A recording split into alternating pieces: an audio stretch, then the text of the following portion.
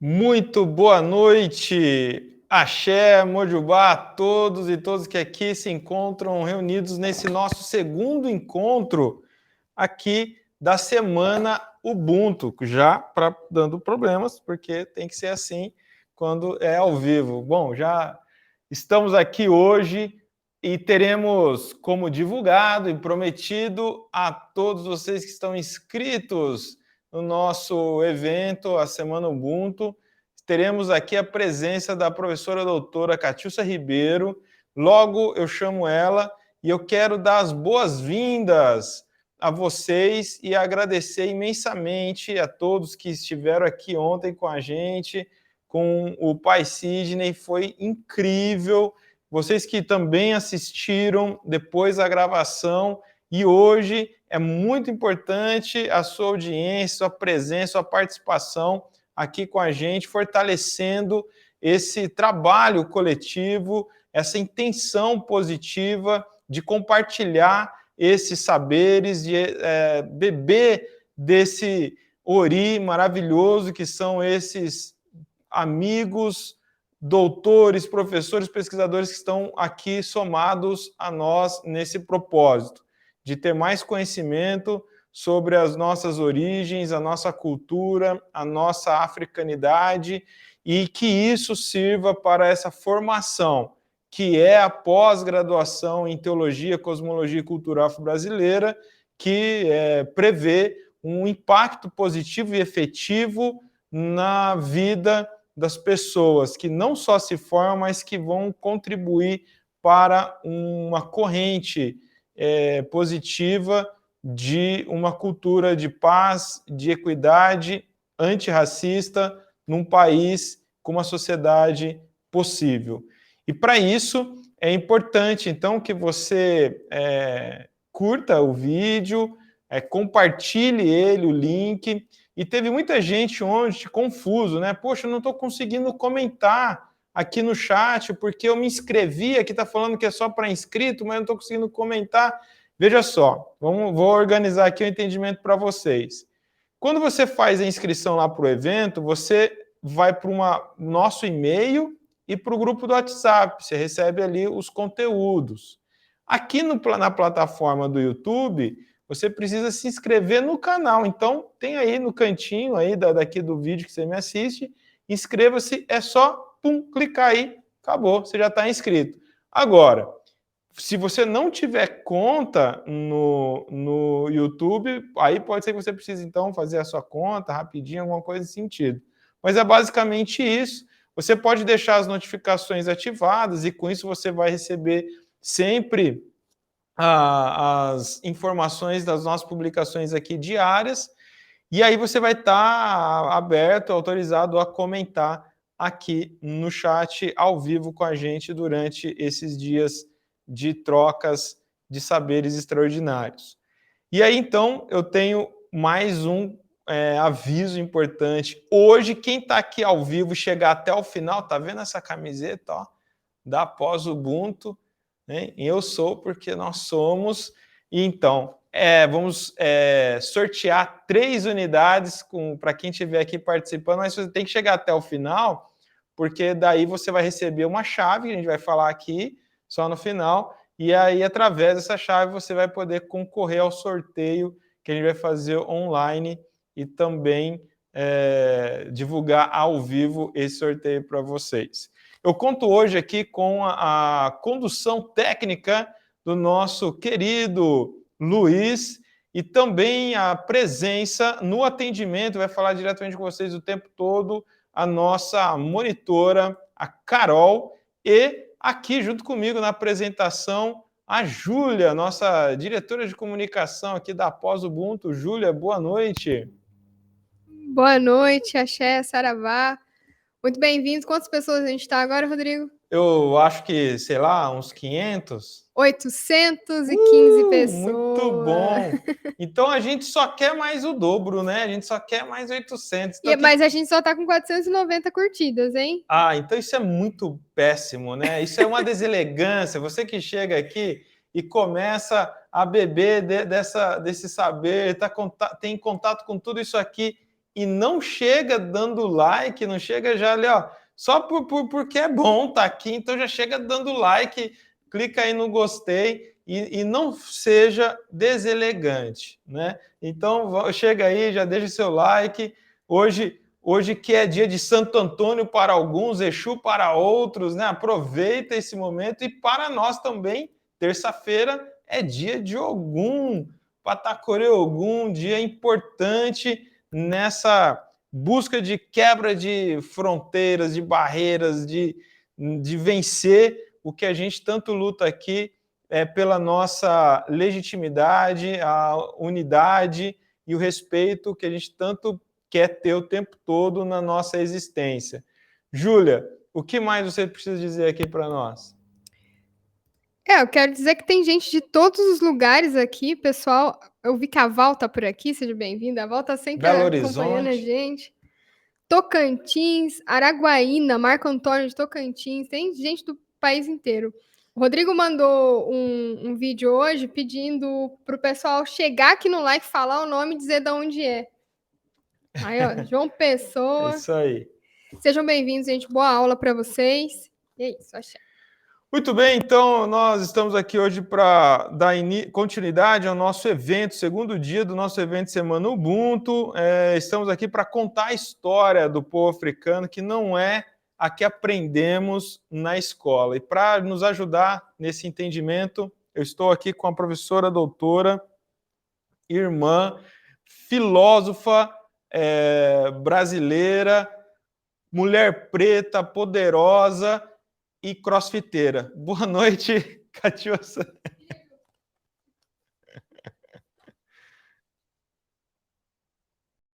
Tudo bem? Pode chegar. Tudo bem, boa noite. Crossfiteira é a melhor definição. Você está me ouvindo? Eu estou te ouvindo. Você que não está ouvindo? Maravilha. Eu estou te ouvindo muito então, bem. Vamos seguir nós dois aqui. A Júlia se vira ali nos 30 com o Luiz. Certificar. Tá Catiúcia, muito bem-vinda, minha irmã. Catiúcia é nossa docente aqui, nossa professora também na pós-graduação em Teologia, Cosmologia e Cultura Afro-Brasileira, a formação oficial, e é responsável, junto com o professor Renato Nogueira, com as disciplinas de filosofia aqui dentro da pós. E é para a gente poder petiscar um pouco, né, dessa fonte de conhecimento, desse ori maravilhoso, é que nós temos aqui hoje ela trazendo um pouco sobre o que a gente chama de a voz dos nossos ancestrais, que é um tema muito importante para você, né, professora?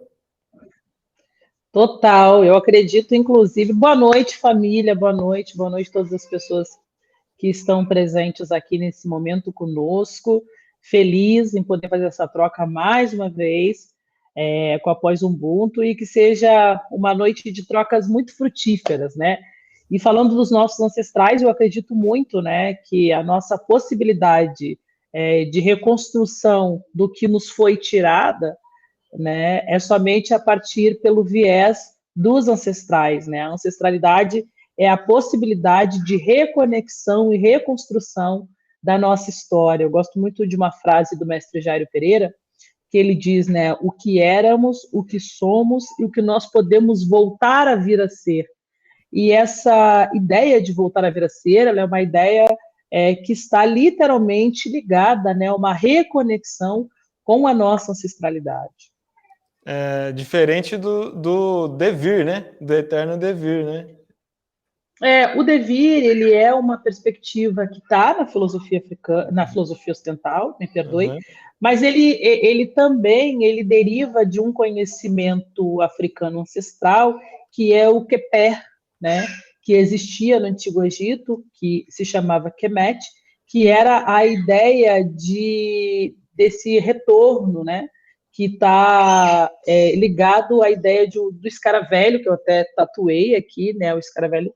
E o escaravelho tem essa representação desse movimento, né, de aprender, fazer e reaprender, né, desse refazer, e que anos depois Heráclito traz essa ideia do fogo, essa ideia do devir, mas que, segundo George James, que é um pensador muito importante, né, que traz um legado que foi roubado do continente africano, ele vai dizer que esse saber é um saber que nasce originalmente às margens do Rio Nilo. Agora você já chegou com o pé na porta, trazendo essa referência, e isso já dá para o nosso público aqui que está nos acompanhando sentir o tamanho da pedrada que espera hoje aqui. Então, veja só, a gente, você diz assim também, professor, e no seu curso aqui dentro da pós, você coloca algo que é muito forte e que nos tocou todos, né, dentro do estúdio, no momento da gente estar tomando contato com isso, que você fala com muita contundência, né?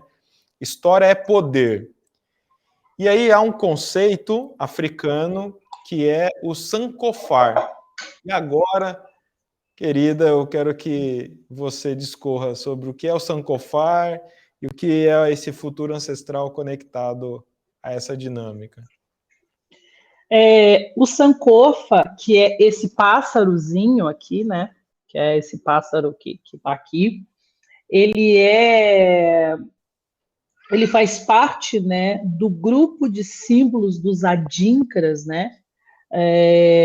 Que é da África Ocidental, de Gana, Togo, desculpa, e da Costa do Marfim, né? E o conceito do Sankofa, ele é a possibilidade de você olhar para trás, né, se espelhar nas experiências do passado e pensar à frente, né? Olhar sempre para o passado, você vê que é um pássaro que ele caminha à frente, mas ele está o tempo inteiro olhando para trás. E ele está olhando para trás justamente, né, nessa possibilidade de pensar a ancestralidade como paradigma de reorganização. Então, se você esquecer de onde você veio, olhe para trás, né? Então, pensando na etimologia, né, pensando na etimologia da palavra Sankofa, o Sanko significa voltar, né, e o Fa significa buscar, trazer. E então, essa etimologia dos povos acãs sempre traz, inclusive, uma noção de que não é um problema, não é um tabu, né, é um falso problema, na verdade, se você esquecer, olhar para trás e buscar o que lhe foi tirado.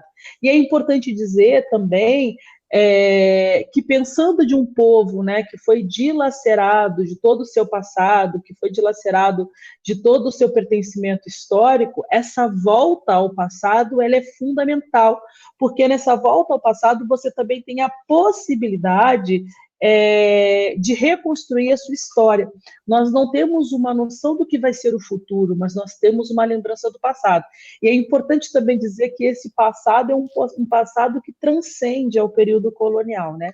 Então, o Sankofa, esse pássaro que sempre caminha, né, à frente, ciscando para trás, e é muito importante, né, que esse ciscar nada mais é que você constrói um caminho, você constrói uma travessia, né? Então, há nessa tradição, né, africana, esse símbolo que faz parte de um conjunto, né, de ideogramas chamados adinkras, né? Eu tenho esse Sankofa tatuado aqui, mas eu também tenho um outro que se chama Assassé Yadru, que é a relação da natureza com a terra, né, porque tem muita força.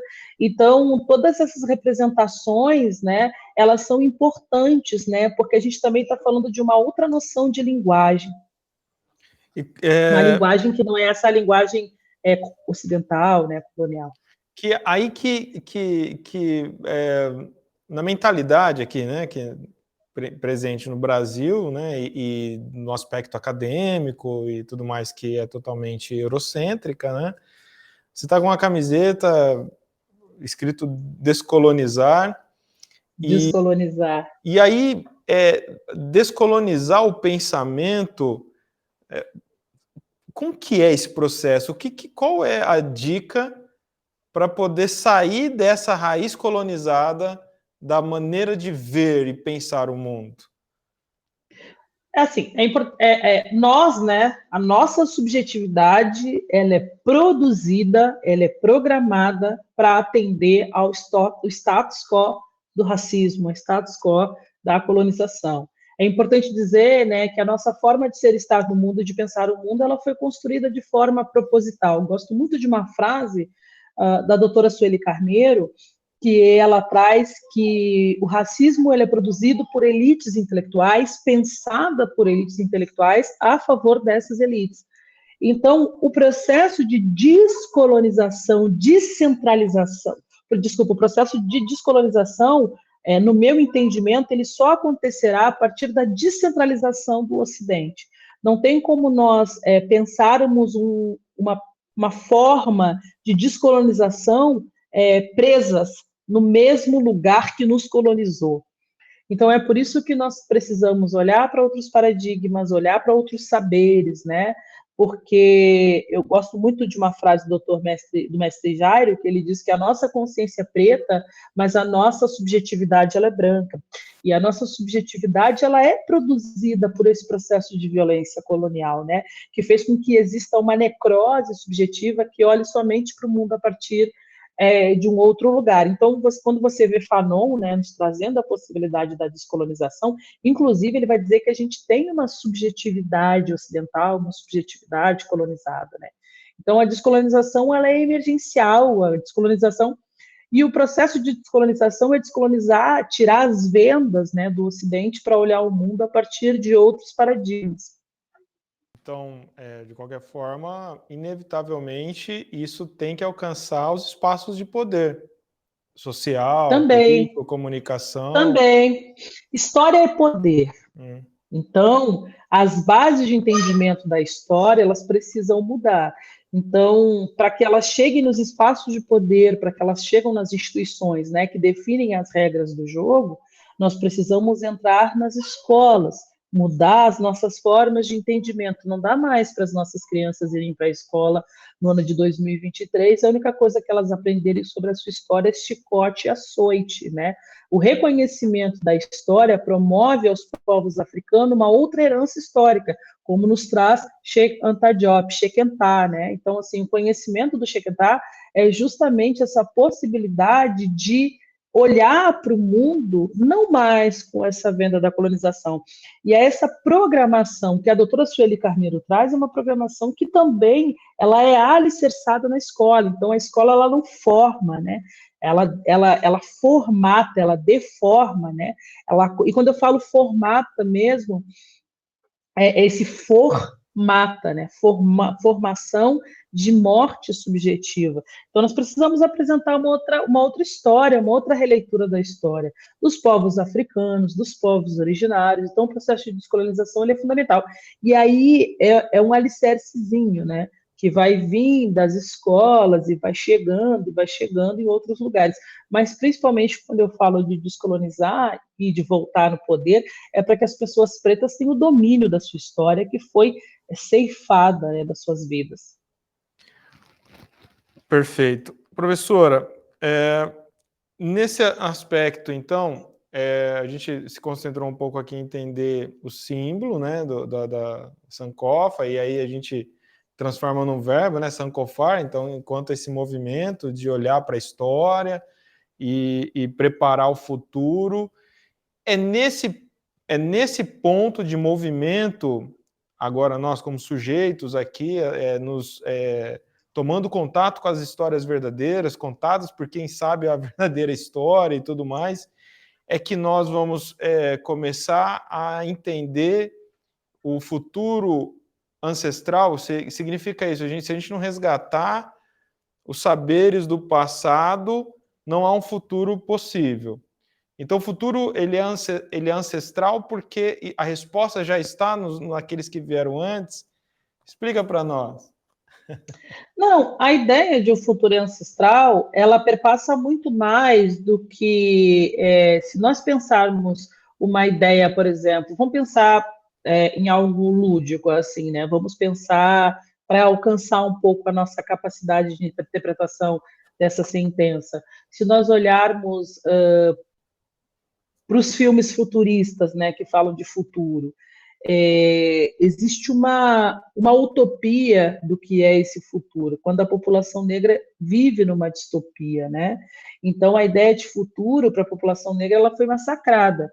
Nós não temos um ideal de futuro, nós não temos uma ideia de futuro, mas nós temos um legado histórico, e esse legado histórico ele foi ceifado da população negra, né, com o maior crime da humanidade, que foi o processo escravocrata, o processo colonial. Então, não dá mais para as pessoas olharem para a sua história e achar que a sua história começa no século XV, né? O século XV é um curto período da história. Existe, na verdade, uma dimensão histórica que te ajuda a se reconstruir e refazer a sua análise. Então, quando nós falamos que o futuro ele é ancestral, né? Saber quem nós fomos nos ajuda a entender quem nós gostaríamos de ser e voltar a vir a ser, né? Então, o modelo de mulher que nós conhecemos é ocidental, o modelo de família que nós conhecemos é ocidental, o modelo de relacionamento que nós conhecemos é ocidental, o modelo de fé que nós temos ele é ocidental. Então, todos os paradigmas de construção da realidade eles são galgados no Ocidente. Então, é importante demais essa volta no futuro, né? E essa volta no futuro ela te possibilita uma construção. Desculpa, essa volta no passado, ela te possibilita numa construção do futuro. Então, já que a população negra vive, né, uma distopia, como pensar à frente, né? Se você me perguntar agora um processo histórico da minha vida, ou da vida dos meus antepassados, a minha memória ela vai no máximo até a minha avó. Eu não conheço mais, e não conheço outras histórias da minha família. Então, assim, por isso que eu afirmo o tempo inteiro que história é poder, né? Porque toda a história que ela é contada de uma forma muito respeitosa e verdadeira, ela muda o curso da história. Isso a gente não precisa ir muito longe. Por que existe essa adoração pelo Ocidente? Porque nós fomos construídos a adorar o Ocidente como um único paradigma histórico, né? Então, assim, o futuro, ele é ancestral. Por quê? Porque os saberes de toda uma perspectiva não está lá na frente, está lá atrás, né? Nesse sentido, quais aprendizados fundamentais para essas transformações acontecerem no processo de descolonizar o pensamento, resgatar a memória, como que a gente pode ter, a partir da filosofia africana, essa mudança de paradigma? Bom, qual é o papel da filosofia entre vários, né? O papel da filosofia é a reflexão sobre o todo, é a reflexão sobre a vida, né? É a reflexão de como você se pensa no mundo, né? Então, ela auxilia na reflexão sobre a vida, né? Ela possui uma ligação forte, né, com o cotidiano, com as pessoas, e principalmente ela te ajuda numa construção crítica da realidade, né? Criando um distanciamento de tudo que é trivial, de tudo que é corriqueiro, tudo existe filosofia, né? Até mesmo porque a filosofia ela permite ao ser humano compreender melhor a si mesmo, a sociedade, o mundo que a cerca, né? Estimula também uma autonomia na forma de pensar, de agir, no comportamento. E a partir da filosofia que foi construída e fundamentadas projetos, né, e posições científicas que edificaram a cultura, que edificaram a ciência e que edificaram a forma de olhar para a natureza. Só que todos esses paradigmas, todos esses conceitos, eles foram construídos a partir da filosofia ocidental. E gosto muito de uma frase de um filósofo que é o doutor Teófilo Benga, que ele diz: é um mero silogismo do racismo acreditar que a filosofia nasceu com os gregos no século V, né? Quando, na verdade, a filosofia nasceu às margens do Rio Nilo. Então, a filosofia africana ela é a possibilidade de você fazer um senso crítico da realidade, a partir desse senso crítico, reconstruir a sua humanidade. É isso, inclusive, que a gente vem trabalhando no Laboratório Jeromar, que é um laboratório que eu coordeno com outros professores incríveis, né? Estamos debruçadas, né, a partir desse ano, numa reconstrução da humanidade. Filosofia é reconstrução de humanidade. Porque, por exemplo, a ontologia do sujeito, e a ontologia é uma palavra da filosofia que define o ontos, né, a ideia de ser que foi produzida, então o modelo de humanidade que nós conhecemos, ele é um modelo estritamente ocidental. Então, a filosofia africana, ela nos dá a possibilidade de reontologização do sujeito, uma reconstrução da nossa humanidade, a forma de ser, estar e se portar no mundo, a ideia de humanidade, a ideia de mulher, a ideia de homem, tudo, enfim, a filosofia africana, ela é um guarda-chuva que abriga diversas formas de mudança de paradigma e fazer uma mudança mesmo, quer ver? Nós fomos colonizadas a pensar o mundo a partir de um norte, né? Todas as pessoas no mundo, quando elas se sentem perdidas, elas dizem, eu estou desnorteada, mas a noção de norte, ela te encaminha para um paradigma universal. O universal, como diz um filósofo que eu gosto muito, que é o Mongobi Ramose, ele parte do unius, né, do único, do latim, que é versus alguma coisa. Então, todo e qualquer paradigma universal, ele é singular, e ele parte de um único ponto de localização. Então, quando você olha com uma perspectiva suleadora, né, de um retorno a um suleador, então não mais nortear os nossos pensamentos, mas sulear os nossos pensamentos. Então a gente tem pensado a filosofia africana como um paradigma suleador da existência humana, e principalmente para a reconstrução dos povos africanos, né, da África global, como fala o meu grande irmão Felipe Vidal, grande professor de Luanda, que Felipe traz essa possibilidade de pensar um soleamento a partir de uma África global, de todas as pessoas que foram sequestradas do continente africano e foram jogadas, né, no mundo.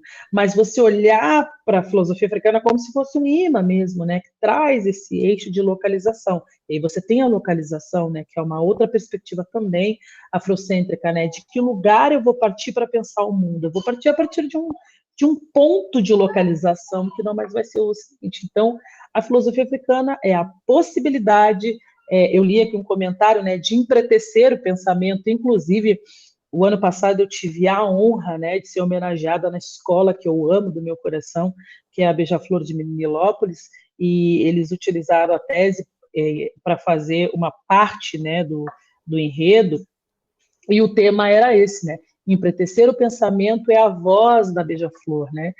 Então, assim, a perspectiva de empretecer o pensamento ela é fundamental, ela é urgente.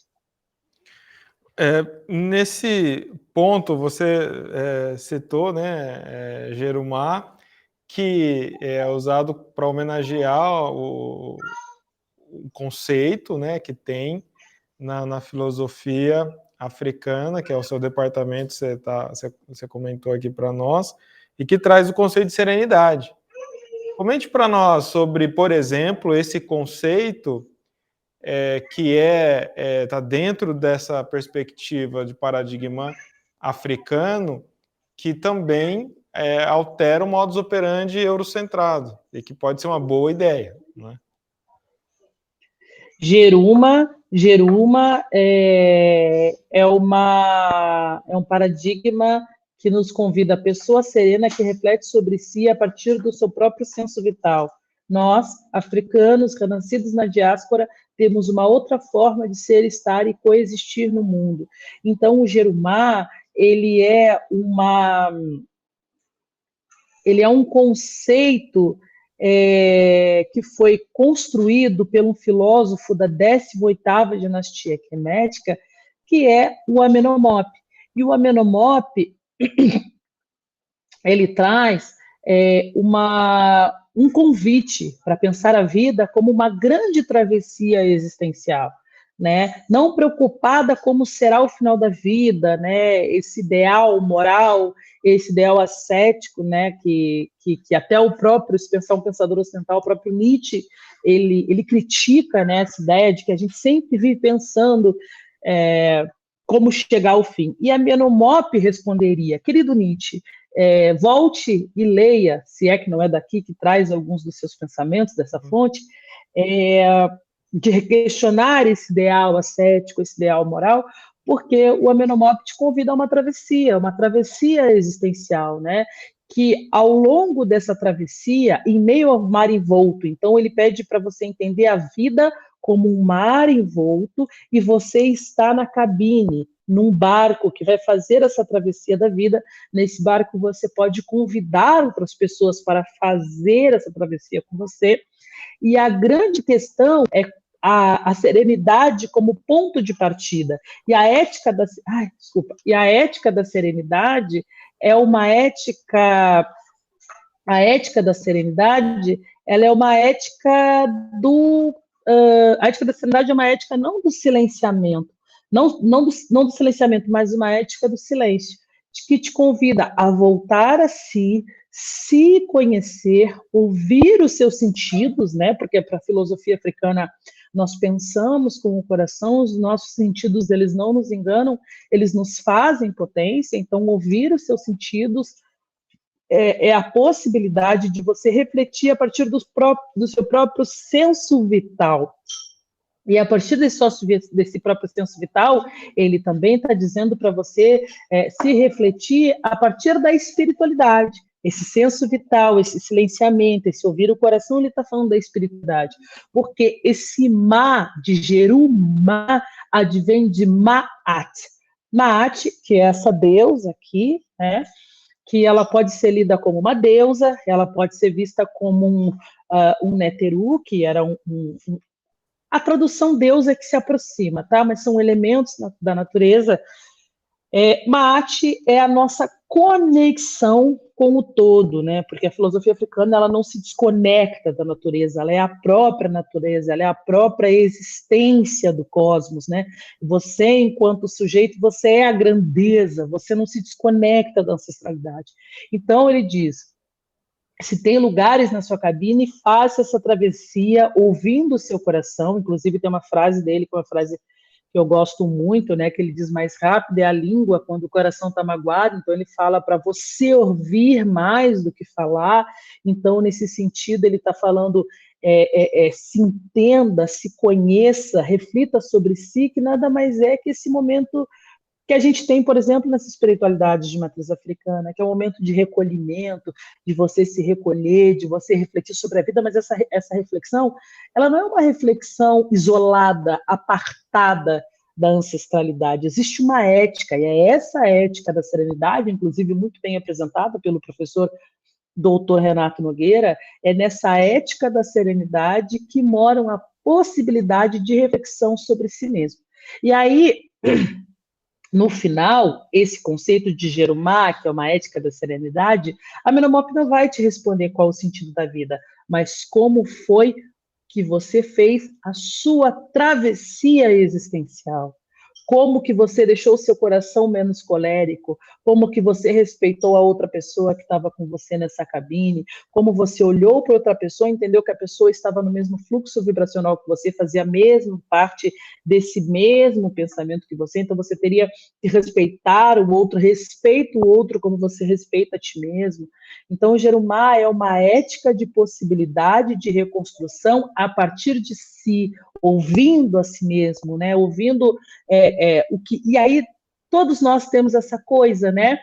De ouvindo no silêncio. Eu gosto muito de algo que uma vez eu estava dando uma aula com o professor doutor Walter Duarte, e ele falou assim: fecha a boca e tenta dar um grito. E as pessoas fecharam a boca e tentaram dar um grito. Ele diz assim: você não ouviu o som, né? Mas o som saiu. Então, entender que a comunicação, ela também não é essa comunicação que pode ser falada e escutada. Ela precisa ser sentida também. E nisso te traz várias interpretações de não mais interpretar a outra pessoa a partir do que ela diz, mas a partir de como você sente, de como você aprende o sentir.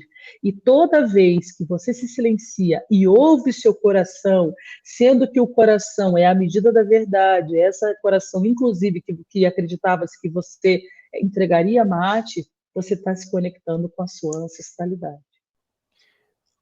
Perfeito, que lindo, né? Porque isso é como a senhora chamou de ética, uma arte, é o que a gente mais precisa mesmo enquanto ser humano no século Sim, XXIII, porque né? Autoconhecimento. total. Sim, porque assim, a gente parte de uma ética que é uma ética deontológica, né? Que você não vai matar o outro, você não vai violar o outro, você não vai discriminar o outro, você não vai ser transfóbico com o outro, você não vai ser homofóbico com o outro, porque existe um dever moral. Mas dentro da ética da serenidade, você não fará isso porque existe uma perspectiva de reconhecer o outro como parte de si mesmo a partir de uma perspectiva espiritual. Né? Você não julga mais o outro, você não julga mais a outra pessoa a partir dessa cosmovisão, mas você traz uma cosmopercepção. E essa ética kantiana, essa ética moral, né, do não dever, ela é uma ética punitiva, porque você só não faz porque você tem medo da consequência. Nesse outro ponto aqui, a punição. Nesse outro, você não faz porque você entende a outra pessoa como parte de ti mesmo. Então, você respeita como você respeita a si mesmo, porque violar a outra pessoa também é violar a ancestralidade. E aí tem vários outros elementos, por exemplo, quando você violenta essa pessoa e você violenta a ancestralidade, é um desequilíbrio cósmico e diversas outras afetações começam a acontecer. Precisa de uma harmonia cósmica, né? E essa harmonia perpassa pelo respeito à outra pessoa. Então, quando a pessoa ela fala, eu falei isso na live contigo, né? Então, por exemplo, quando uma mana trans ela chega para ti e ela fala, eu sou uma mulher, ela não está falando com essa racionalidade colonizada, ela está falando com esse coração, ela está falando com o espírito, porque a nossa matéria é a forma como nós viemos, mas nós somos uma constituição espiritual. Se ela está falando com esse espírito, é o que ela é em essência, é o que ela é espírito, é o que ela é em realidade. E nós, com esse olhar racional, eu vou lá e digo, não é, porque eu estou olhando a partir do que o Ocidente fez, né? Então, nós precisamos tirar essa caixa da racionalidade e colocar o coração para avaliar a outra pessoa, né? De interpretação da outra pessoa, né? Sempre respeite o que a outra pessoa diz, o que ela está sentindo. Se a outra pessoa diz assim, eu sou isso, ela está falando com o coração. O coração dela está conectado com a espiritualidade, é o espírito dela que está dizendo que ela é, porque a matéria é só a matéria. Pois é, porque não define o que nós somos. Até né? você questionar, vou usar o exemplo da mana trans que você colocou aqui. Quando ela se coloca, eu sou mulher, e alguém pretende dizer, não, mas você não nasceu assim, você não é assim. Isso é colonizar, né? Você quer colonizar a Porque há percepção uma do outro sobre ele mesmo, definição. né? Exato, e essa definição, ela não está falando porque ela determinou naquele momento. Ela está falando porque ela está sentindo como ela é, porque ela é em essência, ela é em espírito, né? E é o espírito dela que constitui essa realidade.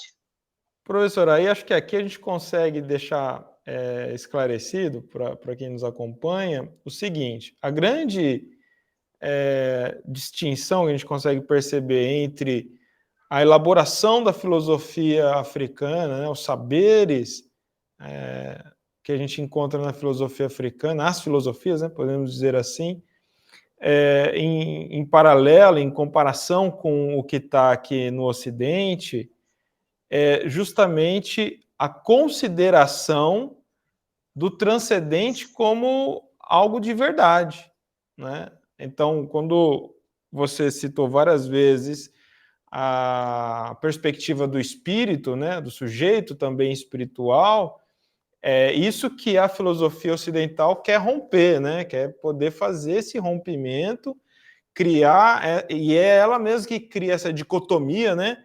Razão e emoção, o que para perspectiva afrocentrada, não vai ser bem assim. A gente vai ter que entender tudo como algo harmônico, funcionando junto, e aí a gente está falando de razão, emoção e espiritualidade do sujeito.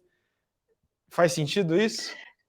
Total. Assim, o Ocidente ele é vulgar, né? Porque ele vulgariza tudo, né? Eu gosto. Quando eu vi o seu Jairo, quando o seu Jairo falou isso, eu falei, meu Deus, que coisa linda que De esse mau senhor está gosto, né? fazendo. Péssimo gosto. Né? Sabe, assim, que coisa horrorosa, sabe? Porque se o Ocidente ele é tão vulgar, ele, assim, você quer coisa mais violenta do que você definiu que as pessoas estão dizendo que elas sentem, como elas querem se relacionar, como elas querem construir suas famílias, como elas querem construir. O Ocidente faz isso, né? Ele define, porque ele precisa definir, porque a partir desse paradigma definidor, ele também coloniza, né? Ele também determina, ele também aprisiona, né, dentro de modelos, e esses modelos são modelos que ajudaram a alicerçar toda essa estrutura de poder que está em ruínas, né, e acreditamos que será derrubada. Então, é por isso que pensar o mundo a partir de uma ideia estritamente racional, ela não é ela não é uma realidade da filosofia africana. A filosofia africana não descarta a racionalidade ela é e ela faz parte, né, do ser, mas a racionalidade ela não está destituída do coração.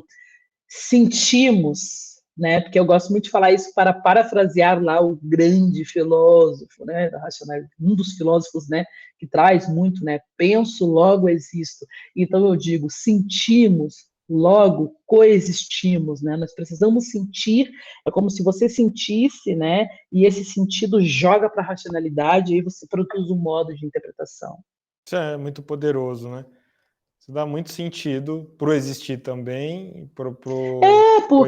Porque é isso, assim, porque o Ocidente, ele determina, ele limita, né?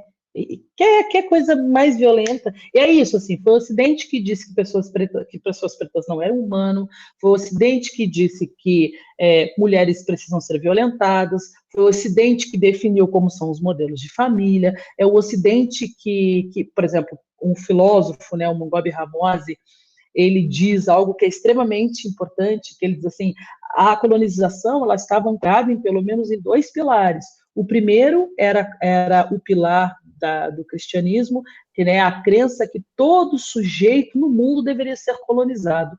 E o segundo era a filosofia, né? A partir desse modo, né, racional.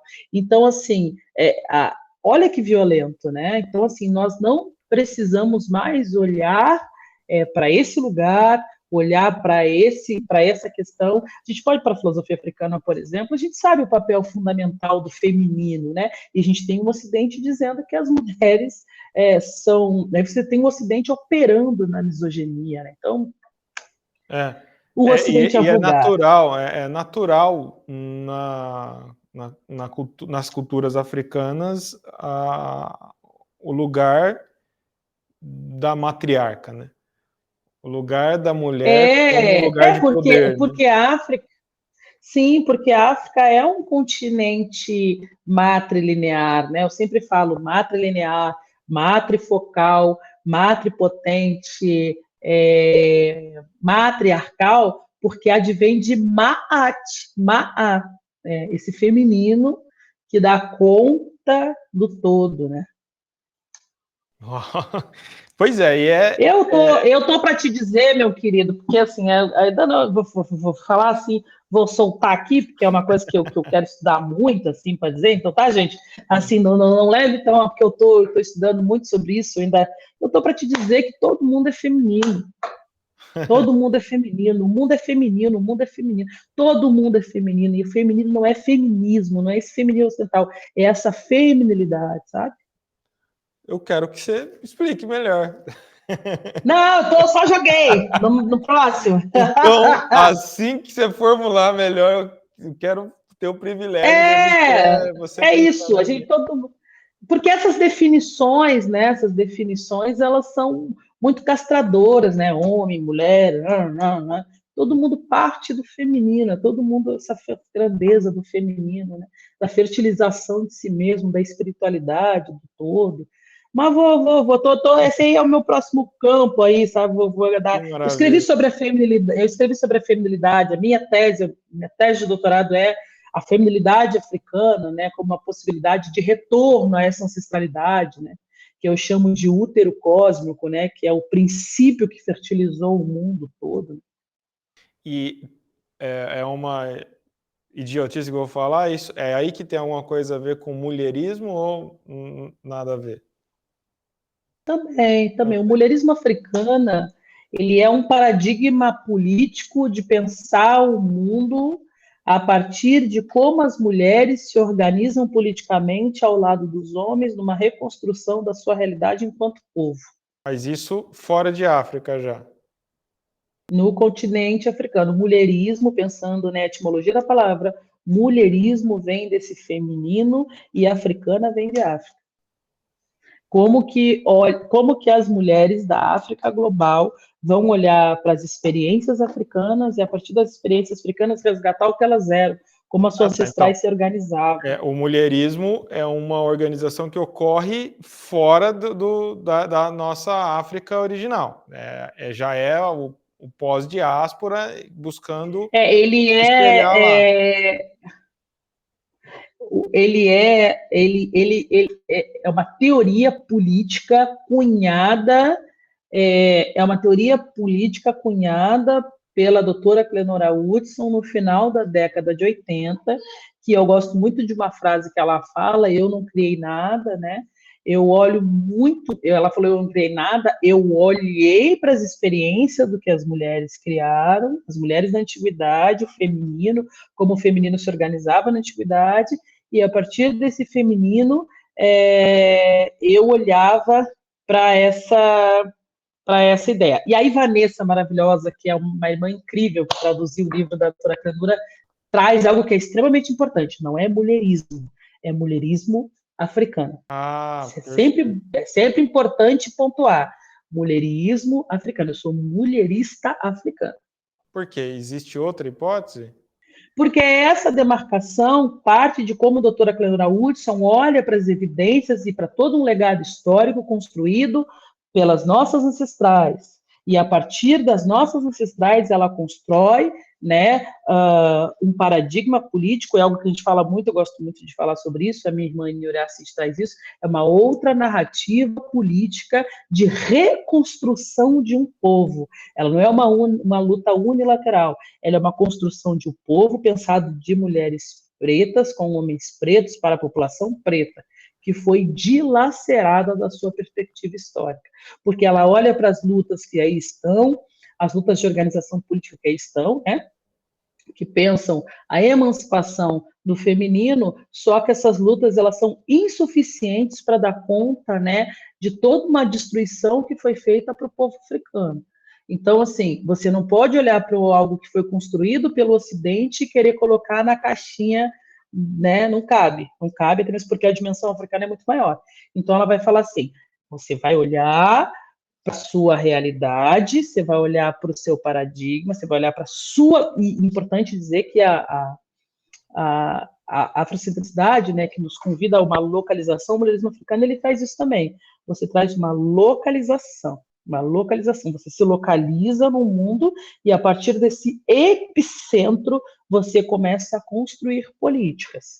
Então, o mulherismo africano é um paradigma político pensado de mulheres pretas, homens pretos, população preta para a reconstrução da sua história. E como você vê esse movimento no Brasil? Ele tem se desenvolvido positivamente? Tem ganhado força? Tem. Hoje nós temos a editora Nancy, que é quem traduziu o livro, se vocês quiserem, inclusive, ler sobre mulherismo africano, tem essa tradução da doutora Clenora Hudson. Quando eu falei de Amenomop também, gente, tem um livro incrível da editora Nancy, que eu prefaciei, né? Que traz também os ensinamentos de Amenomop, é um livro incrível, assim, um dos trabalhos... Eu falo que é verdade, é um trabalho... Eu estava conversando com um amigo meu hoje de tarde, assim, eu li o prefácio, eu li o livro, é incrível, assim, então, dos trabalhos que eu tenho muito orgulho de ter feito. Qual que é o título, professor? De qual... Desse livro você prefaciou. Bom, o primeiro livro que eu trouxe é o livro oficial, né, que é o livro da doutora Cleodora Hudson, que é quando ela apresenta e sistematiza o pensamento do mulherismo africano, o que é o mulherismo africano, quais são os caminhos, né, e os percursos que ela trilha para pensar o mulherismo africano. Esse livro é muito importante, uma outra pensadora também muito importante para o pensamento mulherista é a doutora Ana Dove.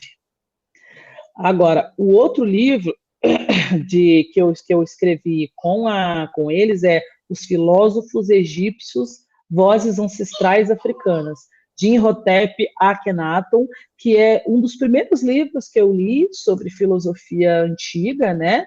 Que é do Dr. Molef Ketiachanti, que é o teorizador da afrocentricidade, e esse livro que eu fiz o prefácio, né? Vale muito a pena, gente. Inclusive, Maravilha. eu vou lançar um videozinho nos próximos dias, me segue aí.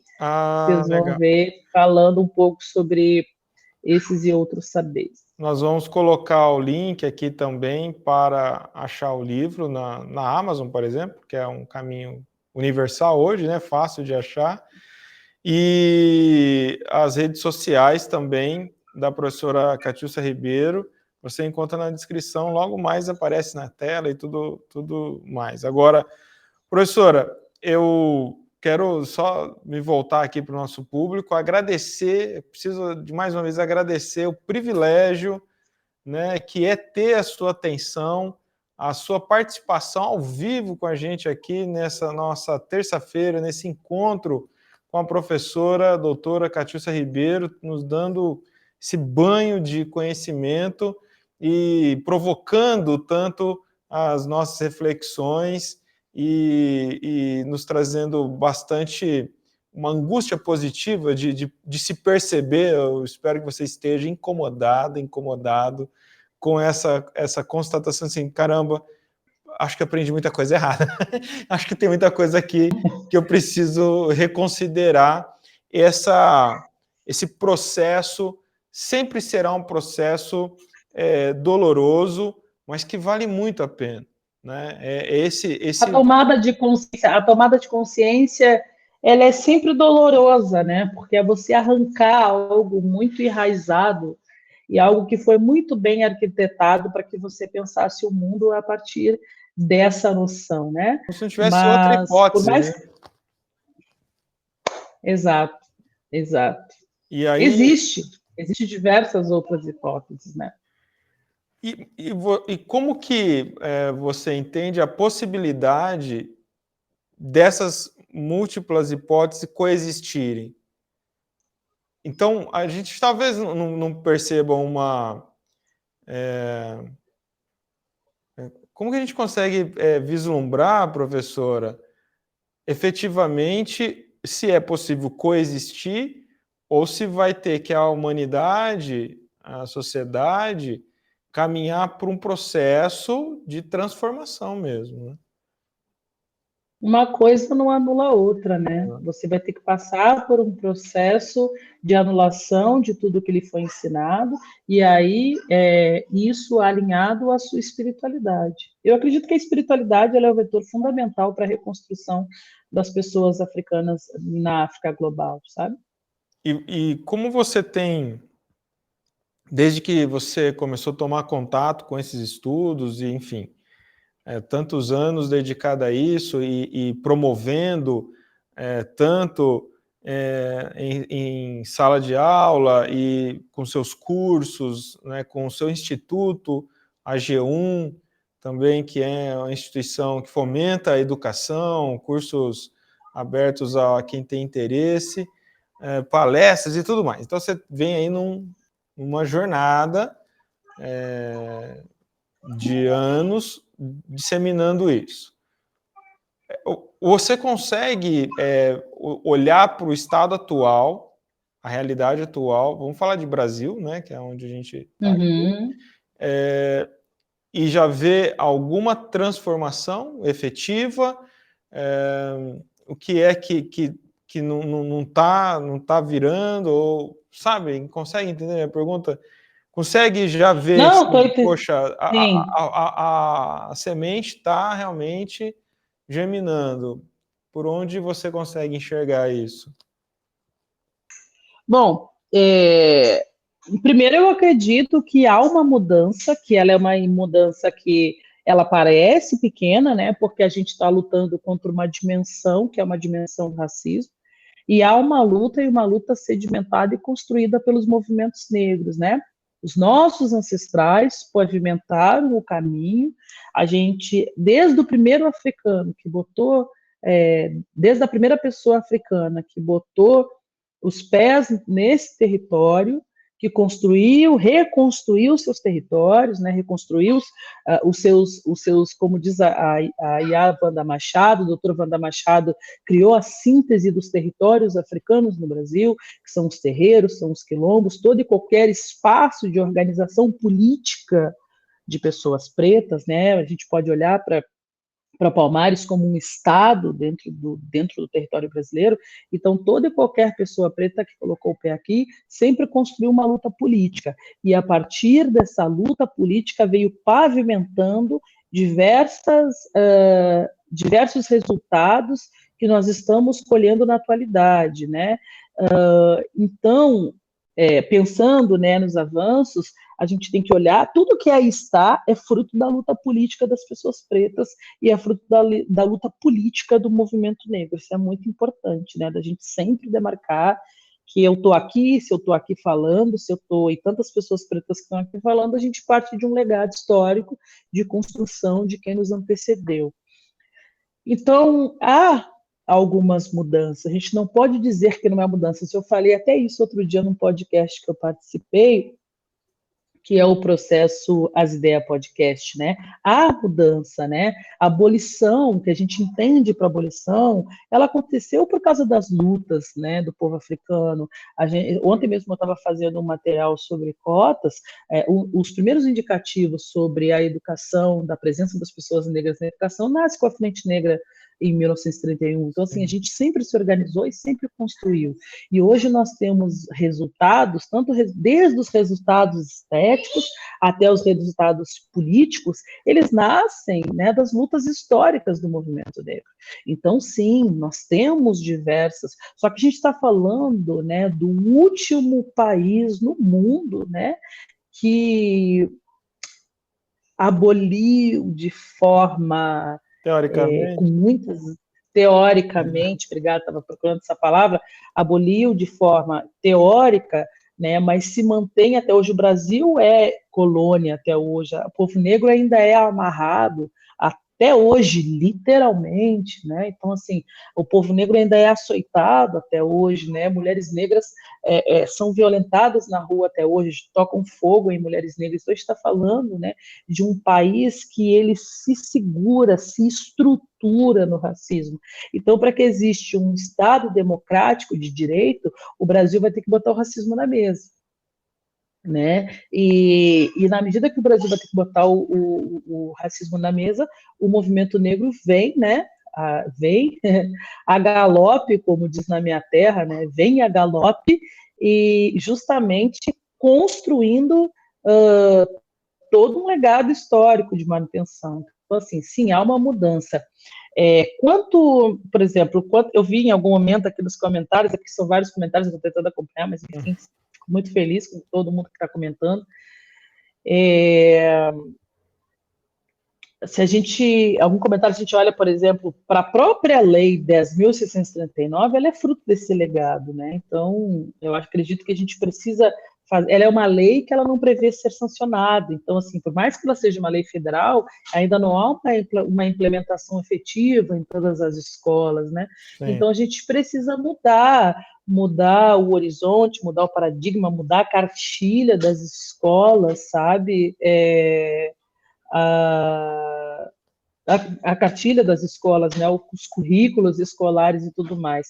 E um outro ensinamento que eu acho que é importante, eu gosto muito de alguma coisa que eu ouvi do próprio Dr. Molefe Ketiachante, que é quem escreveu esse texto que eu escrevi o prefácio, né? O Dr. Moller Fikret-Achand também era coordenador do primeiro departamento de africologia da Temple University, na Filadélfia, onde atualmente eu sou professora pesquisadora, né? Eu passei um longo período nos Estados Unidos, recentemente que eu cheguei no Brasil, e ele nos ensina na teoria dos 2 cadernos, né? Que ele fala que a gente tem um caderno para aprender essa historiografia tradicional, né? Essa historiografia da tradição, dessa tradição ocidental, mas a gente precisa ter um outro caderno, que é o caderno que nós iremos estudar a verdadeira história, né? O verdadeiro legado, esse legado, né? Que foi roubado, né? Que é onde você vai estudar todas as lutas, inclusive se a gente for pensar, né, nos movimentos políticos, né, a própria esquerda tem muita afetação dos povos da luta do movimento negro. Então a gente precisa pensar esses 2 cadernos, sabe? Mas olhar esse caderno aqui do Ocidente, né, só como já que a gente é obrigado a goela abaixo estudar essa história, né? E estou falando do período educacional mesmo, você estuda essa história, mas sempre comparando com a verdadeira história. Eu recebo essa sua fala agora como um refresco, né, para o coração, porque você conseguiu trazer uma visão ampla das vitórias. Eu acho que isso é de uma sabedoria, né, e de uma serenidade, você olhar que a gente vê no dia a dia ainda é muito duro, né? A dureza mesmo do enfrentamento que o movimento negro tem o tempo todo, do que as pessoas pretas têm o tempo todo, as pessoas afro-religiosas têm. A gente percebe isso, e quando você nos leva a ver, espera aí, mas vamos ver de uma forma para além do momento presente e atual, que ainda é consequência dos 350 anos de normalização, né, da escravatura, e tantos anos que ainda não mudou. Então a gente, olhando para trás, é uma história seguida de vitórias, e assim continuaremos, né, nessa perspectiva. Professora, eu trago isso só para reforçar, Rodrigo, porque assim, o tempo ele é cíclico, né? Então, ao longo do tempo vai aparecendo diversas outras modalidades discursivas e políticas, mas sempre que a gente fala de ancestralidade, a gente precisa entender quem nos trouxe até aqui. Até para que hoje eu estivesse aqui com os meus bons cabelos crespos, falando de descolonização, toda tatuada sobre África, e com todo esse pertencimento histórico, só foi possível graças à luta do movimento negro. E isso é importante porque parece que a gente está o tempo inteiro criando a roda, sabe? Construindo a roda. Uma vez eu ouvi, e a Lúcia Xavier, do Crioula, porque eu fui de Crioula também, uma grande honra na minha vida ter sido de Crioula com essas grandiosas mulheres que me ensinaram tudo. Ela disse, hoje em dia a gente vê muitas pessoas falando sobre cabelo e como elas construíram a estética do cabelo, mas a estética do cabelo, ela só foi possível porque teve uma luta que antecedeu, que é uma luta do movimento negro.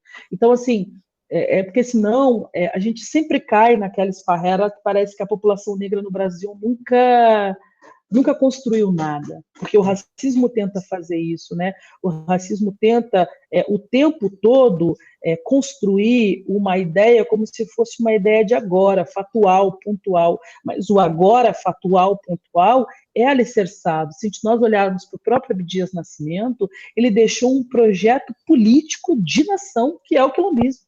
Né, um projeto político na qual ele determina todo e qualquer paradigma de realidade, educação, espiritualidade, território, né? Quilombo não é um espaço de nego fugido, inclusive, ele é uma reorganização social política. Se nós formos ler esse livro que o Dr. Moller Fikret-Achand, que a editora Nancy traduziu, a gente vai ver ali que existe todo, se você olhar as máximas de Amenhotep, ele está te dizendo como você se organiza. Então, a gente está falando de um povo que nunca ficou parado, né? Nós somos início, meio e início, né? Como fala o grandioso Negro Bispo. Então, é importante sempre falar que a luta do movimento negro ela está aí. Se hoje nós temos pessoas pretas nos ministérios, se hoje nós temos as manas trans como deputadas federais, se hoje nós temos mulheres negras ocupando o espaço de poder, se nós temos homens negros ocupando o espaço de poder, é a luta do movimento negro. Só que a gente está lutando contra um tubarão branco, né? Como fala literalmente. Literalmente, como a gente fala, quando fala o Dr. Carlos Moore, num livro que eu gosto muito, que é... Agora me esqueci, gente, como é que é o livro do Dr. Carlos Moore? Racismo e Sociedade. E a capa da primeira edição é um tubarão branco engolindo diversos corpos pretos, né, com diversas garras. Então, assim, parece que não é um avanço, mas a gente está lutando com uma estrutura que é infinitamente maior. Mas há sim, e essa luta é fruto do movimento negro organizado do Brasil. Perfeito, maravilhoso. E é consequência da luta de vocês, encabeçado por vocês, e da influência que você, professor, exerce em todos nós aqui também, do impacto que você gera em nós aqui dentro da Pós-Ubuntu, que faz sentido existir essa formação.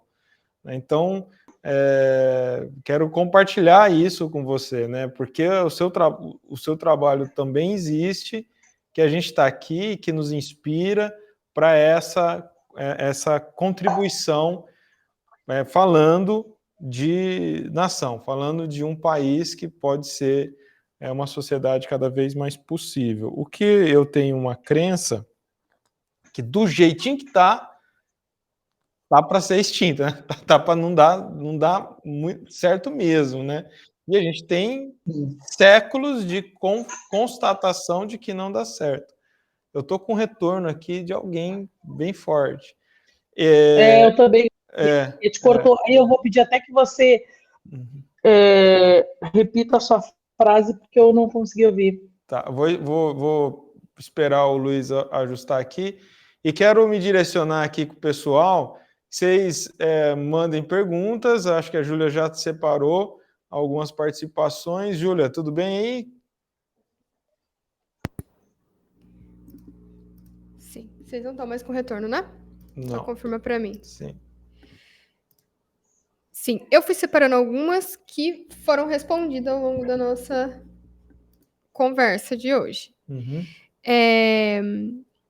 Aí, o Jefferson ele tinha perguntado assim: várias pessoas estão falando que a gente precisa repensar a formação dos professores, tem bastante professor hoje aqui na live. Na verdade, o Cláudio falou assim: como resgatar a valorização da ancestralidade de forma didática? Como, na prática, pensar essa descolonização? Em sala de aula, né? Em sala de aula. E aí, professora, isso é desafiador. Eu no mestrado escrevi, né?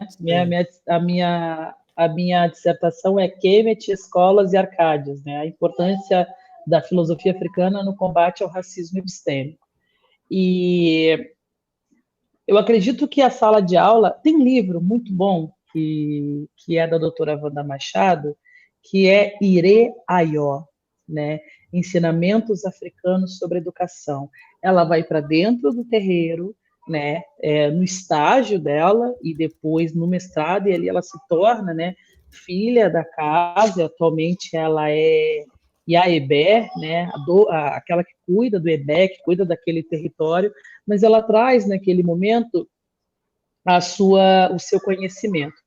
E aí ela diz assim, esse espaço é um espaço que promove a educação, é um espaço que promove formas de entendimento. Então, se a gente quer ter uma aula de ciências, não precisa ir para a sala de aula para aprender sobre o que os livros falam sobre ciência. Vá para dentro do terreiro, vai para dentro de uma comunidade dos povos originários para aprender sobre ciência. Se você quer ter uma aula sobre matemática, vá ouvir outras formas de ensino. Então, para que a gente leve para a sala de aula, a gente precisa, porque a gente quer uma fórmula pronta. E para olhar para dentro da sala de aula, a gente precisa olhar para outros modelos educacionais. Vá para dentro dos terreiros, vá para dentro dos quilombos, vá para dentro das batalhas de slam, vai para dentro dos saraus poéticos, vai para dentro das escolas de samba. Eu mesma, por exemplo, quando fui homenageada na minha amada Beija-Flor, quando o enredo foi apresentado para mim, eu fui na quadra, e aí eles tinham criado uma grande sala de aula, que as pessoas sentaram e as crianças começaram a falar sobre a história delas. Então, assim, como que nós podemos levar a ancestralidade para dentro da sala de aula? Como a sala de aula pode ouvir a ancestralidade? Eu acho que essa é a grande pergunta. Não é mais levar para dentro das instituições. As instituições precisam ouvir os grandes territórios de saber que são os terreiros, que são os quilombos, que são todos os espaços construídos para a manutenção e preservação da ancestralidade. Eu quero complementar aqui para o Jefferson, que é o seguinte, Jefferson, é aí que surge a nossa percepção de que tentar falar da cultura afro-brasileira sem considerar as perspectivas cosmológicas e teológicas que formam o pensamento afrocentrado e, portanto, as suas religiosidades, isso já começa a ser algo não muito eficiente.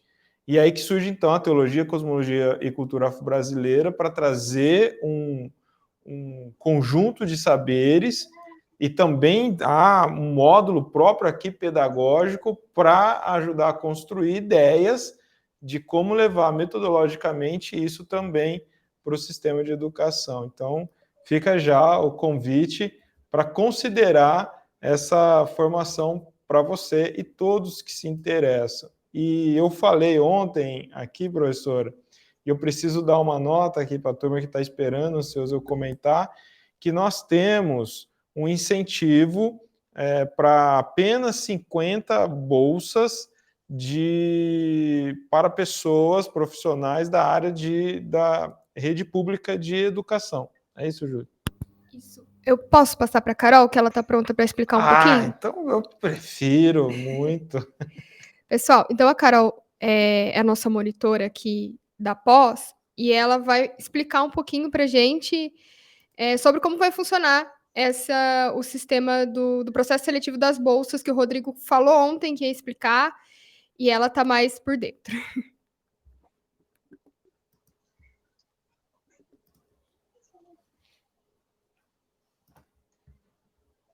E? Vamos? Boa noite, estão me ouvindo? Boa noite, Rodrigo, Júlia, Catícia, tudo bem? Boa noite a todo mundo. Eu sou a Carol, monitora da teologia, monitora da pós-graduação em teologia, cosmologia e cultura afro-brasileira. Vocês vão lidar diretamente comigo durante todo o período em que estejam aqui, enquanto sejam nossos alunos, contando com o meu suporte, com o meu auxílio. Como o professor Rodrigo falou, nós estamos disponibilizando 50 vagas para as nossas bolsas de estudos, direcionadas aos professores da rede pública, em especial, além dessa necessidade. Esse formulário ele é enviado por e-mail, tá? Preciso preencher um formulário, então vocês vão receber por e-mail. Se a resposta for positiva, eu vou explicar todo o resultado para vocês, dar essa devolutiva também via e-mail. Todo o contato é por e-mail. Lembrando, então, que as vagas são limitadas, como nós explicamos, e as inscrições, elas são válidas até amanhã, o dia 14/6, às 23 horas, horário de Brasília. Muito bem. Muito obrigado, Carol. Júlia? Pessoal, para quem, então, quer fazer parte do processo seletivo, o link, ele tá fixado aqui no nosso chat, tá? Ele tá fixado aqui, lista de espera. Então, você coloca lá seu e-mail, seu nome na nossa lista de espera da pós, e aí a Carol já vai enviar esse e-mail com essas instruções que ela falou, tudo por escrito certinho, e aí vocês preenchem o formulário que vai ser enviado por e-mail. Mas antes, vocês precisam se inscrever na lista de espera. O link tá aí fixado e eu tô colocando no chat novamente para vocês. Temos pergunta, Júlia? Vou passar mais uma pergunta aqui. Obrigada, Carol. O Paulo Tarso falou assim: professora, como confrontar este embate entre filosofia africana e a greco-romana, principalmente a partir da influência judaico-cristã. Parabéns pela aula, obrigada. Ó, vou repetir aqui. Como confrontar este embate entre filosofia africana e greco-romana, principalmente a partir da influência judaico-cristã.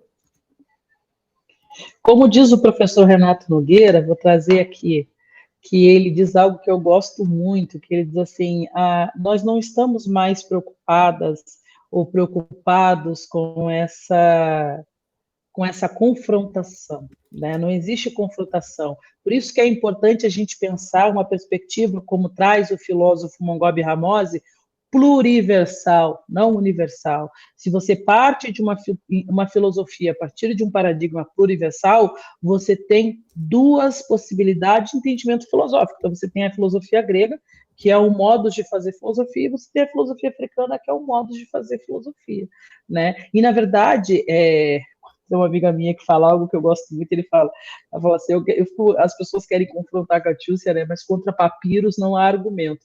Então, eu acho que essa é muito legal, porque eu gosto de dizer assim, como é que você vai confrontar algo que está na história? O professor Renato Nogueira traz isso também, Shekhentá traz isso, Teófilo Obenga traz isso.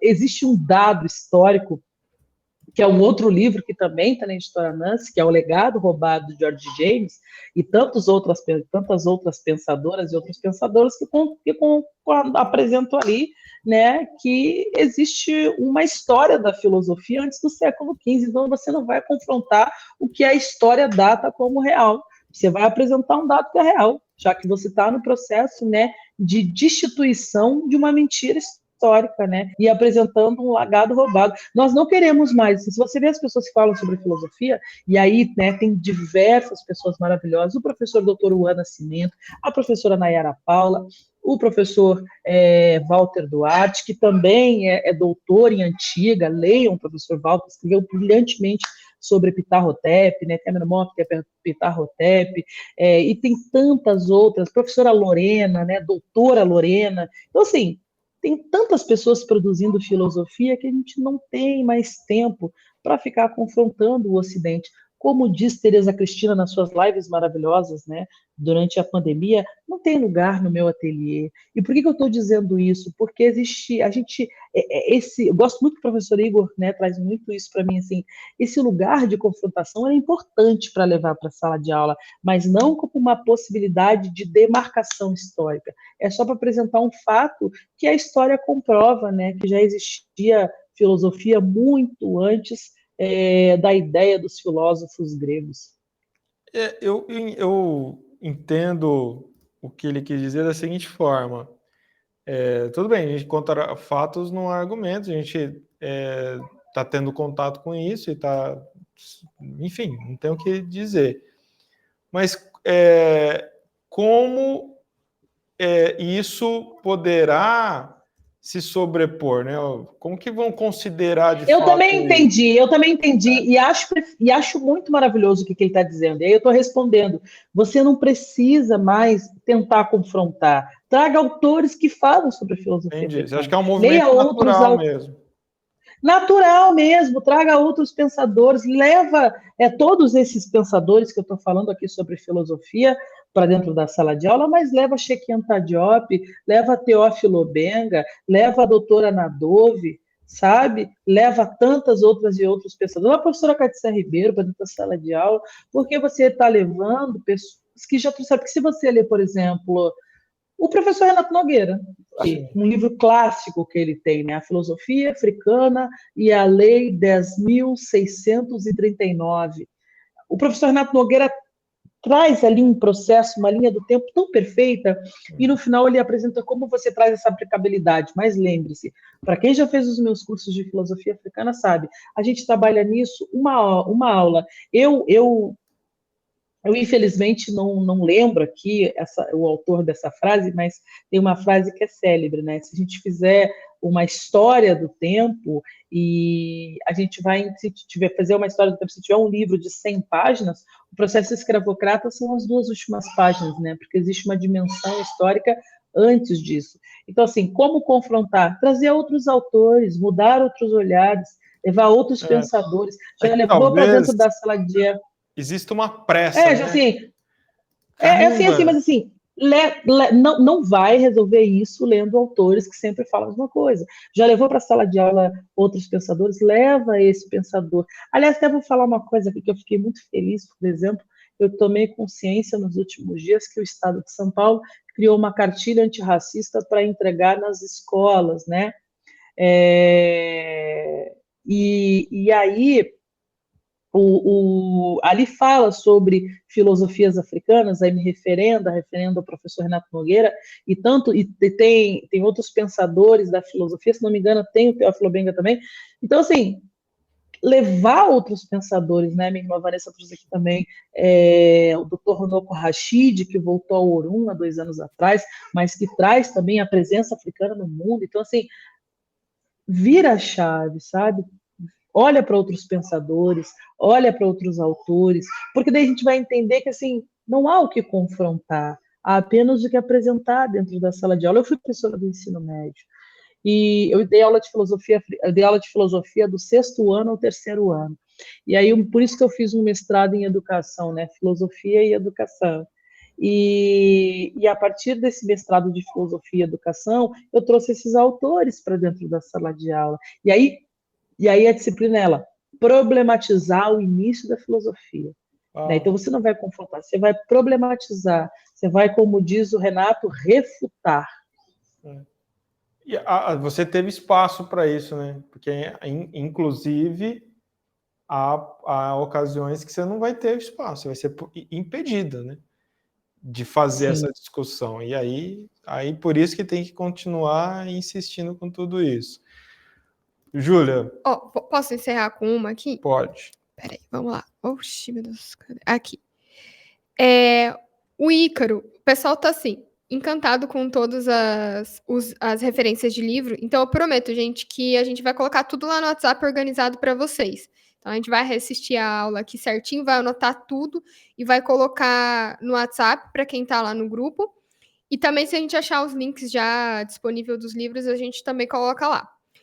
Aí o Ícaro falou assim: professora, por onde eu começo o processo de conhecimento da filosofia africana? Quais obras e autores você poderia me indicar? Para iniciante. Perfeito. E eu sempre indico o mesmo livro. Eu indico um livro, indico um site. E agora eu vou indicar 3. Bom, se você quer estudar filosofia antiga, eu já trouxe aqui, né?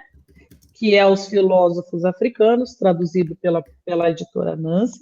Esse livro, ele é um livro de fácil compreensão, de fácil leitura. Você pode fazer essa leitura sobre filosofia kenética antiga e ler o texto do professor Renato Nogueira. Se você jogar no Google, está lá.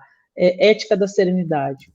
Agora, você pensar a filosofia africana de uma forma mais introdutória, você pode ler o livro do professor Renato Nogueira, que é A Filosofia Africana e a Lei das 1639. Mas entendendo que essa é a forma de você entender a partir de uma perspectiva de leitura. Agora, a experiência sensorial é você ir para dentro de uma escola de samba, ir para dentro do terreiro, ir para dentro do quilombo, ir para uma roda de rap, escuta Racionais, sabe? Vai para uma roda de rima, é papo 10. É isso aí, né? Se conecta com o movimento hip hop e tudo mais. Se conecta com o movimento, porque aí você vai ler esses autores, aí você vai pegar essa experiência e vai dizer assim, entendeu? Porque tem uma frase que é uma frase célebre do Teófilo Benga, que ele diz: todo ser que pensa produz filosofia. Nesse sentido, a filosofia africana nasceu em tempos imemoráveis. Então a filosofia está para todo lugar, está em todo lugar. Tudo é filosofia. Quero aproveitar e dizer que para todos que se matricularem na formação pós-graduação em Teologia, Cosmologia e Cultura Afro-Brasileira oficial, que vai abrir as matrículas somente amanhã, então eu sei que tem uma turma aí, uma galera ansiosa para abrir, mas é só amanhã. Todos vão ganhar um exemplar do livro do professor Dr. Renato Nogueira, aqui citado pela professora doutora Catiúcia Ribeiro, e também o livro Intolerância Religiosa do professor Dr. Sidney Nogueira, que esteve aqui com a gente ontem. Então, é bastante oportuno. Esse é um dos presentes que eu estou dando spoiler aí, que já vai receber em casa. Quero agradecer mais uma vez, professora, a sua disponibilidade, a sua entrega aqui e poder estar compartilhando com a gente da sua experiência, dos seus saberes e podendo impactar a tantas pessoas que nesse momento se permitiram beber dessa fonte e compartilhar desse evento que está sendo maravilhoso, o evento, a Semana Ubuntu, nesse segundo dia, com a sua presença. A gente fica aqui com uma série de provocações. Acho que você vive bem o papel da filósofa, que achei interessante, que as 3 perguntas aqui, públicas, você deixou bem claro que, como uma boa filósofa, não há resposta exata para nada, há trabalho duro, né? Há você ir e arregaçar a manga, né? E que bom que a filosofia africana não tem resposta, porque a filosofia africana, eu sempre falo nos meus cursos de filosofia, eu digo assim, a filosofia, né, essa filosofia que a gente conheceu, ela te dá a possibilidade de pensar o ser, ou ela te diz qual é o ser a ser pensado? E como ela te apresenta uma forma de pensar o ser, ela te diz. E a filosofia africana te convida a pensar de forma coletiva. Perfeito. Isso é Ubuntu. Isso é a pergunta que você me fez lá no início. Sankofa. Sankofa. Júlia, você quer deixar alguma mensagem final? Algumas considerações? Não, só a hora que vocês forem fazer o sorteio, vocês me chamam para eu explicar aqui. Então, pode já explicar rapidinho. Pode explicar? Uhum. Ó, pessoal, a gente está agora em 885 pessoas. Aí o sorteio vai funcionar assim: são 3 camisetas para 3 pessoas diferentes, né? Dessa camiseta que o Rodrigo tá vestindo. E aí ele vai funcionar assim: a hora que encerrar a live, aqui no vídeo, vocês vão poder comentar. Aí vocês comentam o que vocês acharam da aula e coloca a hashtag Ubuntu. Então, a hora que eu for fazer o sorteio, vai ser depois de 100 comentários. A hora que bater os 100 comentários, eu pego o link aqui da nossa live, faço o sorteio. E a divulgação vai ser lá no nosso Instagram, @posubuntu. Então, eu vou colocar aqui no chat para vocês seguirem o nosso Instagram, para vocês verem o resultado do sorteio. Então, vai dar o resultado do sorteio, eu vou colocar lá no nosso Stories. E se bater de imediato 100 comentários, a gente já faz hoje o sorteio, senão amanhã de manhã, no máximo, vai estar lá o resultado de quem ganhou a camiseta. Aí é só entrar em contato pelo direct com a gente, informando os dados de entrega, né? Tudo certinho. E a gente faz o envio desse presente especial. Maravilha. Então, é isso. Encerrou a live aqui. No comentário do vídeo, comenta o que achou da aula e a hashtag Ubuntu. A hora que aparecer encerrado, dá uma atualizada na sua página, que aí já vai aparecer a seção de comentários. Assim. Professora, muito obrigado mais uma vez. Eu quero deixar você com as últimas palavras, suas reflexões finais e o que não foi perguntado e você acha importante deixar enfatizado aqui. Eu estou bem satisfeita com tudo que nós falamos aqui. Eu queria ter tido a possibilidade de falar mais, mas de falar mais e principalmente falar mais, não, desculpa. Eu queria ter tido a possibilidade de conseguir responder todos os comentários. Eu não consegui. Um comentário que eu vou falar é que essa blusa eu vi em algum momento. Essa blusa é de Elétrica Brechó, tá? Então, se você botar @Elétrica Brechó, eu ganhei essa blusa dessas irmãs muito queridas na pandemia. Então, eu gosto muito delas. Eu vi que apareceu meu arroba aí, eu comecei agora, tem uns dias, toda segunda-feira eu trago uma reflexão da semana sobre filosofias africanas, e às quintas-feiras, nessa quinta-feira, isso daí é um quadro que é Papo de Quinta, né? Aonde todos os domingos eu abro uma caixinha de pergunta e as pessoas mandam sugestões do que elas gostariam de falar, e do que elas queriam ouvir sobre filosofia, a gente abre nessa quinta-feira com a Menomop, Jeremiah, Filosofia do Coração. Bom, trazendo a Menomop, que é um dos filósofos que eu mais adoro, né, de filosofia, eu queria convidar todas essas pessoas para confiar no processo, não ter medo do processo, e ouvir e olhar para a filosofia africana, olhar para os saberes africanos que estão no território Brasil como a possibilidade de reconstrução da sua relação com o todo, né? Que a filosofia africana nos convida a uma travessia existencial, né? Então, que vocês também estão nesse momento convidadas, né, e convidados para que vocês possam ouvir sobre, sabe? Me sigam nas redes sociais. Se quiserem também fazer outros cursos de filosofia, lá tem todas as informações. E façam a nossa pós-Umbuto, que está bem bonita. E tem o AG1, né, que é o instituto... Sim, o AG1 Filosófico, que é um instituto que associou, que é um instituto que foi fundado antes da pandemia. Na pandemia ele ganha força. Nós fizemos 25 edições de cursos online, com mais de 3.500 pessoas formadas, e agora a gente entrou numa nova modalidade, que é o curso presencial. Então, no dia 16 de junho, a gente tem um curso presencial, eu e o professor Renato, no Rio de Janeiro, dia 25 de junho no Rio de Janeiro, e no dia 16 de junho em São Paulo, e a gente, quem sabe a gente faz, se a Beyoncé sai em turnê, eu também posso sair em turnê pelo Brasil todo. É, isso aí. Olha, eu quero enfatizar, vai ser agora. Então, quem está aí no Rio de Janeiro, quiser ter um encontro com esses dois extraordinários mestres. Uma imersão que começa às 8 da manhã, vai às 5 da tarde, no final vai ter um show dos Filhos de Gandhi. Então, vai ter material didático, vai ter lanche e vai ter café com amor do professor Renato Nogueira, presencial, para poder falar, para poder trocar. E depois a gente passa o dia inteiro a falar sobre filosofia e cultura, filosofia e amor, lei 10.639 e várias outras coisas maravilhosas. E no dia 16 de julho, em São Paulo. Perfeito.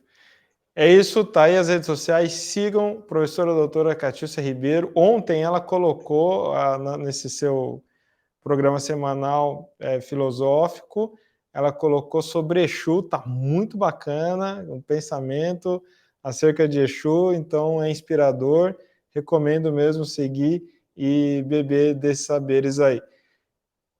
Professora, mais Diuá, gente, Diuá, gratidão, axé para nós, axé em nós, gratidão, Rodrigo, amei ver todo mundo aqui, deu para matar um pouquinho a saudade desses dias incríveis que passamos juntos, desse projeto maravilhoso, que eu acredito que vai ser muito frutífero. Axé para nós, axé em nós. Axé, Mojubá.